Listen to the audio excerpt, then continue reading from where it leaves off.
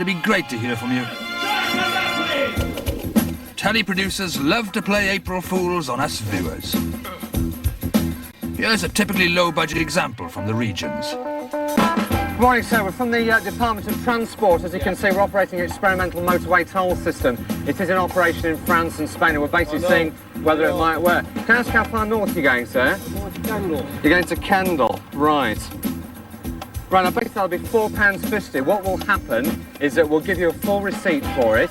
If you're not happy with the motorway conditions up as far as Kendal, you can get a full refund from the Department of Transport. I'll give you a full voucher and stuff. Indeed, can you just one detail, can you tell me what the date is today, sir? Yes, it's the 1st of April. Oh, yeah. Look at that face. Oh, it's made his day. And finally tonight at London Zoo, attention has been growing over the large black and white egg that's been sitting in the panda cage. The solitary egg, with its distinctive markings, lay still among its small nest of straw. The newsround never recovered from this bogus report. Feeling cheated, the youngsters switched off in their droves and inevitably turned to drugs and crime. Society fell apart and Craven became public enemy #1. Finally solved. True story. Reporting, and the latest news from the zoo says that there's still nothing happening to that egg, so it looks as though we'll just have to wait until next April the 1st. Dear Jim. Here, Jimmy Savile ropes in this uniquely gifted boy for his own April Fool. Well, now then, when did you find out that you could do all this sort of thing? When I was about 9 years old, Yeah. and I used to sit down on the telly, and all of a sudden the telly used to go off.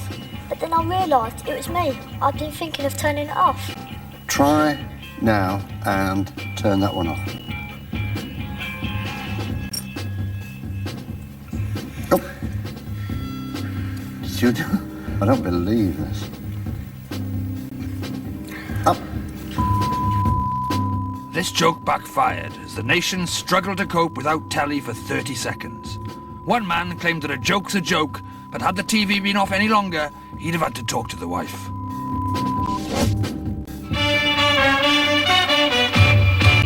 Hello, Grandstand today moves into its springtime phase. Coming up on the programme, the Grand National at Aintree and the US Masters Golf. They're both next week. Then it's no time at all to the Rugby League Challenge Cup. It's April the 1st, 1989. FA Cup final. Des Lynam's dad, Rudyard Kipling, was no fool. In his famous poem entitled If, he wrote, "If you can keep your head while all around you are losing theirs, then you'll truly be a grandstand presenter, my son." Des does his dad proud. Head of the Seoul Olympics was men's hockey and Britain's gold medal winning team. Chris, get it sorted. It's a live show, for heaven's sake. Top 10 again, and at #2, it's Beadle's finest hour. Farmer's wife Janet Elford has been duped into believing aliens have landed in her back garden. See, it's made quite a mess. Missed it. The special effects department really pulled out all the stops that week. What do you want?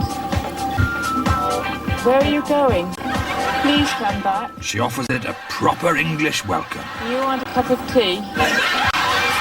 Now an even bigger shock. It's something hideous from Uranus. The more surreal the prank, the better. That's what Salvador Dali used to say. Mind you, his favourite was the simple chair pull. He got loads of other surrealist artists with that, and some of the Impressionists.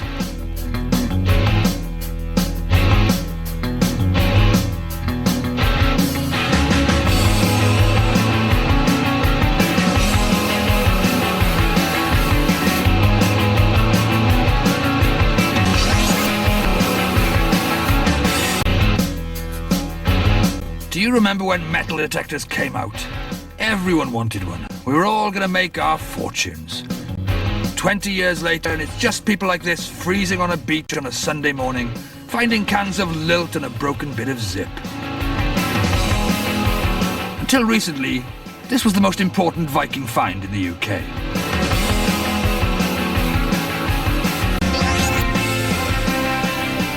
Now this is topical.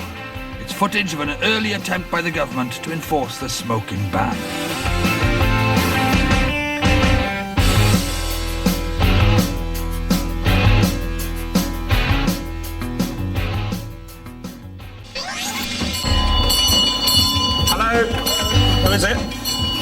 Your chimney sweep? Yes. Excellent. Hello. All right. Thanks. We've just got a dinner party tonight and the fire's completely blocked, so, if you just look up, there's a... I don't know, it could be a pigeon or something. Jesus!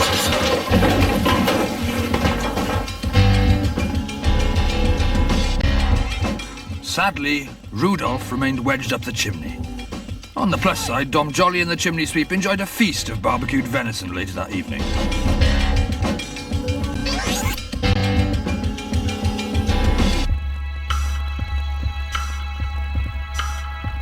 A giant snail brings traffic to a standstill in central London.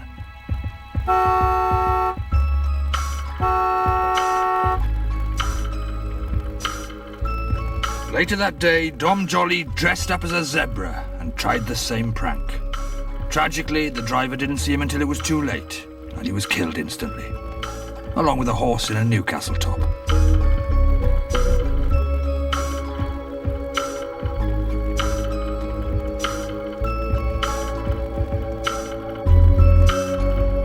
There's nothing better than seeing a celebrity being pranked. Here's 5 of the best. Sing a song.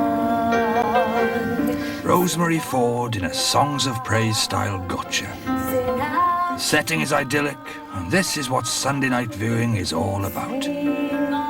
What could possibly go wrong? What's that coming over the hill? Is it a monster? Is it a monster?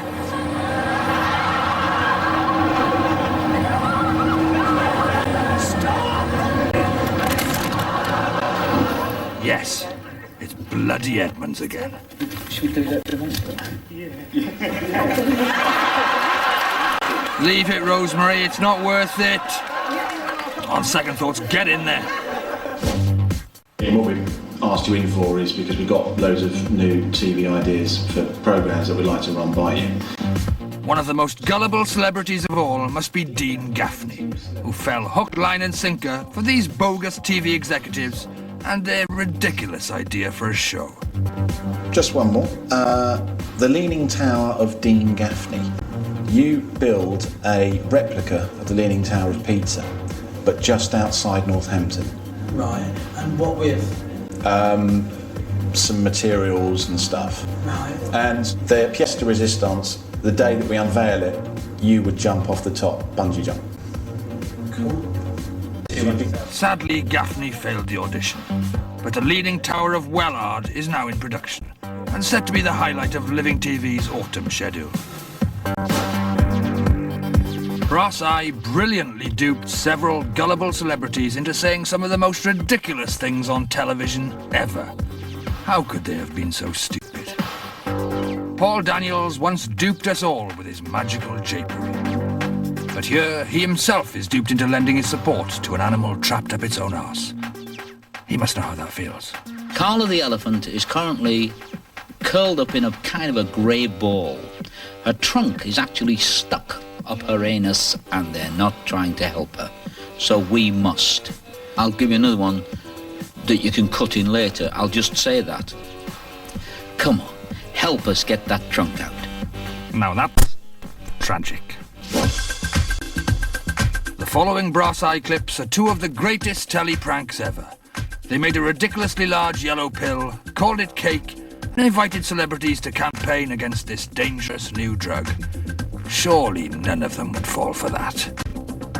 Oh, Bruno. Hi, this is Bruno Brooks. We all like to party, right? Absolutely. But only the fool would say, yeah, I'll enter the nightmare of cake. And this is it. Do you know they've even tested this stuff on rats?